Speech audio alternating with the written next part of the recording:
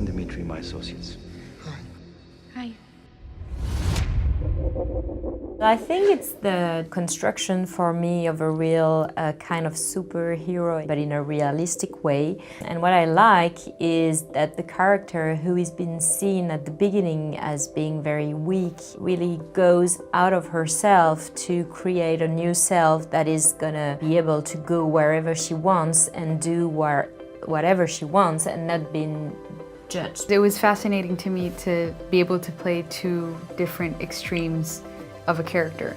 I think I was judging her at the beginning a little bit, and I had a very hard time with the dance scene before the rape scene because I was scared that playing too much the sensuality and the seductiveness, it was gonna give basically a reason to like rape her. And we spoke about the scene and I told her my concerns, and she was basically telling me that that's exactly what she wanted to do. She wanted to push it to the extreme. I like the idea to play with the different sides of a woman and the different sides that a woman can have in herself and should be allowed and free to deal with as many sides of herself that she wants. Being a certain way and, you know, behaving or saying certain things don't give you a reason to like do something.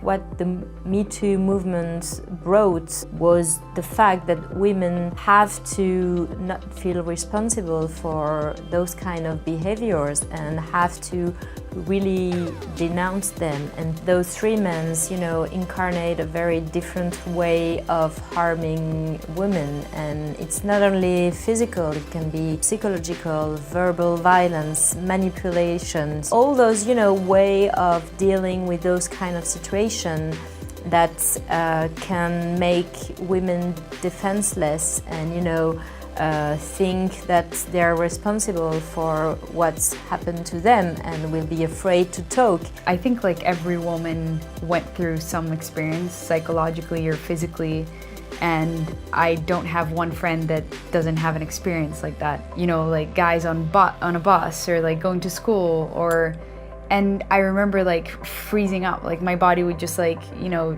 didn't know how to react.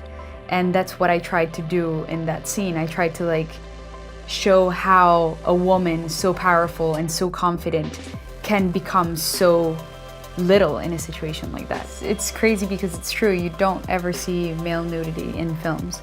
And I think even though there's very little female nudity, and especially the rape scene, you don't really see anything. I think that was one of the most difficult scenes and also like one of the most important scenes. It was as well a parallel between the character who is this kind of alpha guy who is used to, you know, basically bend the world to his will and thinking he can do whatever he wants, who at the end is without all that and is really naked and it's just him and her.